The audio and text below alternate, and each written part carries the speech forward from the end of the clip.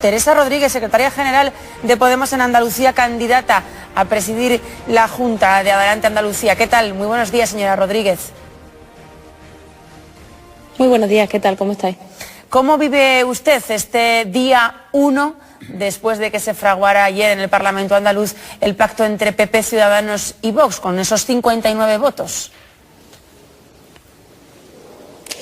Bueno, pues lo vivo con el sentido arácnido, si fuéramos Spiderman, bien despierto, porque estamos viendo cómo el acuerdo al que han llegado de forma ya clara y expresa, que es algo que ya se sabía pese a las teatralizaciones propias de las negociaciones de investidura, el Partido Popular, Ciudadanos y Vox, pueden poner en riesgo derechos conquistados con mucho esfuerzo por parte del pueblo andaluz, que guardan relación tanto con su autonomía y su capacidad de autogobierno, como con su capacidad de financiación de los derechos más básicos de la ciudadanía por mor de reformas fiscales que rebajan los impuestos a las grandes fortunas, y repito, a las grandes fortunas, no a la clase media trabajadora como dicen, si vemos la letra pequeña del acuerdo de Ciudadanos y del Partido Popular, que evidentemente también firma Vox.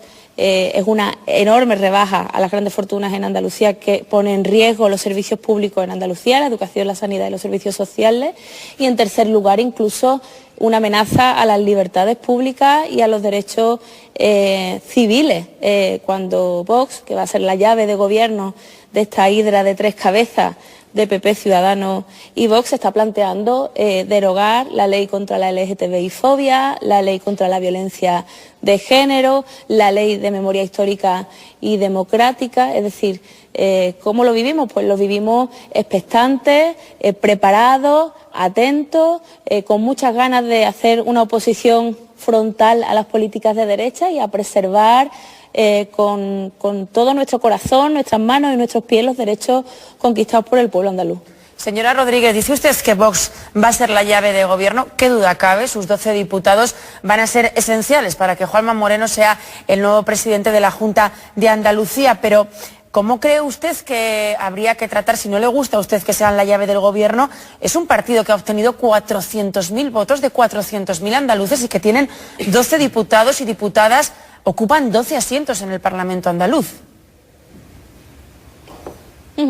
Lo ocupan fundamentalmente porque había una abstención enorme. Hay que recordar que a Vox le ha costado muy barato cada uno de esos diputados, con resultados similares. Izquierda Unida obtuvo 5 diputados en la anterior legislatura, pero por la enorme abstención, que es también responsabilidad evidentemente de las fuerzas de izquierda, entre las cuales me incluyo, no resto ni un ápice de autocrítica a lo que podamos haber hecho mal en nuestro caso, a lo que nos compete, pero sí que es verdad que por el azar y el destino les ha costado muy barato cada uno de esos diputados a Vox, y en cualquier caso representan a una parte de la sociedad que antes se podía incluir en el PP, ahora puede sacar pecho Juanma Moreno Bonilla, pero ha obtenido los peores resultados de la historia de su partido en Andalucía, los peores, y va a presidir la Junta con el apoyo más pequeño de su partido en la historia democrática de nuestra tierra, y lo va a hacer gracias a que su sector más ultra, su sector más carca, ha decidido ampararse en un partido que ha tenido mucha suerte en estas elecciones a la hora de llevarse los restos y que se ha beneficiado muchísimo de la abstención. ¿Qué es lo que tenemos que hacer para futuras elecciones? Pues potenciar y trasladar la idea de que es necesario que la gente vote, y que la gente vote para preservar derechos y para conquistar derechos nuevos. En cualquier caso, que nos corresponde a nosotros como fuerza de la oposición denunciar, señalar con el dedo, preservar y aliarnos con la sociedad civil andaluza para evitar que nos roben derechos. Esa es nuestra legítima oposición frente a un legal gobierno que efectivamente se va a constituir con esa hidra de tres cabezas de la extrema derecha y de las derechas andaluzas. ¿Y aliarse con el Partido Socialista en la oposición? Nosotros queremos aliarnos con la sociedad civil porque, entre otras cosas, creemos que también el resultado electoral y la victoria de fuerza, o el crecimiento de fuerzas de extrema derecha también tiene que ver con la no resolución de los problemas por parte de quienes estaban obligados a comprometerse firmemente con la mayoría social. Creemos que las políticas de austeridad se han llevado a cabo a dos manos, tanto por el PP como por el PSOE, y eso ha generado también pues que se eche la mirada a otros colectivos como responsables de la crisis y se haga demagogia con el hecho de que los más vulnerables y los más débiles de la sociedad son los culpables. de la situación de la mayoría social, y no es verdad. Son políticas económicas que se han acordado, que tienen que ver con el rescate bancario, que tienen que ver con los favores fiscales a las grandes fortunas, y que han gestionado la crisis, ya digo, a dos manos, el PSOE y el PP. Dicho esto, nosotros nunca se nos han caído los anillos para llegar a acuerdos, pues prácticamente con nadie. Nosotros en la anterior legislatura llegamos a acuerdos con el PSOE, incluso estando en el gobierno, siempre que sea para recuperar derechos. Para nosotros lo principal es que insistimos en esa idea siempre que podemos. La siguiente generación no se acostumbra a vivir sin derechos, no se acostumbra a que tener un empleo precario es una bendición, y a que no se puede aspirar a tener un empleo digno, a que las condiciones laborales siempre sean peores o a que los recortes sociales se consoliden. Ese es nuestro objetivo, y para conseguir recuperar derechos, que creemos que es urgentísimo antes de que se nos meta en el disco duro a las siguientes generaciones, nuestros hijos, pues vamos a llegar a acuerdos los que hagan falta con la fuerza política que sea. Creemos que es una prioridad. En ese sentido, la subida del salario mínimo interprofesional a 900 euros nos parece que tiene un valor enorme en unos momentos en los que la mayoría social está sufriendo, y ahora en fechas navideñas es la cotidianidad, es verdaderamente la actualidad de lo que está pasando. Se hacen contratos temporales con unos salarios de miseria que ni siquiera garantizan las condiciones materiales de vida más básicas de la familia. Por tanto, recuperar derechos y defender los conquistados frente a la hidra de tres cabezas, frente a las derechas y extremas derechas que van a gobernar nuestra tierra. Señora Rodríguez, Vox consiguió 12 diputados y tiene una silla en la mesa del Parlamento andaluz. Ustedes tienen 17 diputados y no están representados en esa mesa. Ayer se quejaron mucho de que esto ocurriera. ¿Por qué no aceptaron el pacto con Ciudadanos? Porque ellos les ofrecieron tener un hueco en esa mesa. Al menos ustedes podrían haber influido en algo en las decisiones que salgan de la mesa, ¿no? Pues por varios motivos. El primero y fundamental es que Ciudadanos no hace ese ofrecimiento como un regalo envenenado. El objetivo fundamental de ese ofrecimiento es básicamente que nosotros blanqueemos el acuerdo que tenían con Vox para incorporarlos en la mesa. Nosotros, por derecho propio, por nuestros propios votos, si Vox, Ciudadanos y el PP no se hubieran votado mutuamente, tendríamos derecho a un representante en la mesa del Parlamento solamente con los 17 votos de nuestros 17 diputados. Hay que recordar que solamente tenemos 70.000 votos menos que Ciudadanos. Y no llegan a 200.000 votos menos que el Partido Popular. Nos correspondía por derecho propio ese miembro en la mesa. Lo que pasa es que había un acuerdo prefijado con Vox que guardaba relación y que guardará relación con la votación de investidura para que ellos sí o sí estuvieran en la mesa, y eso era a cambio de votarse mutuamente. ¿Qué quería Ciudadanos? Disimular. Y nosotros no somos una herramienta de disimule para Ciudadanos, ni una operación, ni vamos a formar parte de operaciones de blanqueo para Ciudadanos. Nosotros vamos a exigir que se cumpla el artículo 36 del reglamento de la Cámara, que establece con nítida claridad que todos los grupos legalmente constituidos tienen derecho a tener presencia en la mesa. Estamos convencidos de que conseguiremos tener presencia en la mesa porque es una cuestión mínima de calidad democrática y de cumplimiento de las normas. ¿Cómo lo van a conseguir? ¿Han pensado ya que van a acudir a los tribunales? En las últimas horas ustedes han apuntado a que quizás puedan acudir a los tribunales por un delito de prevaricación. ¿Lo han pensado ya? ¿Va a ser así? ¿Van a acudir a la justicia? Estamos estudiándolo, sin embargo, lo que más nos gustaría, evidentemente, es que se hubiera amparado a nuestro grupo político en el día de ayer por parte de la mesa del Parlamento, que fue lo que en el día de ayer exigimos, ni más ni menos, el cumplimiento del reglamento de la Cámara, de ese artículo 36, y seguiremos intentando solucionarlo por la vía política, y si no puede ser, pues lo intentaremos solucionar por la vía jurídica, pero sin duda entendemos que sería absolutamente insólito que hubiera presencia de Vox en la mesa del Parlamento con muchísimos menos votos que nosotros. ¿Se conformarían ustedes, no sé, se me ocurre, estar presentes en la mesa pero no tener voto? ¿Presencia pero no voto? ¿O es insuficiente para ustedes?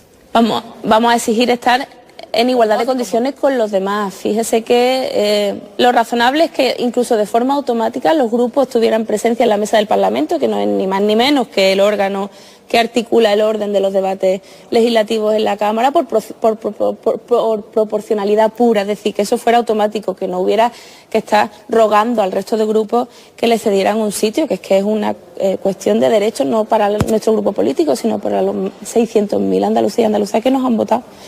En ese sentido, nosotros vamos a demandar que sea en condiciones de igualdad con los demás y que sea por proporcionalidad. Señora Rodríguez, Susana Díaz ha insistido en las últimas semanas, también en los últimos días, no sé si a partir de hoy cambiará de opinión, pero ha insistido en que ella se va a presentar a la investidura. No sabemos con qué apoyos, porque por supuesto los necesita para superar esa investidura.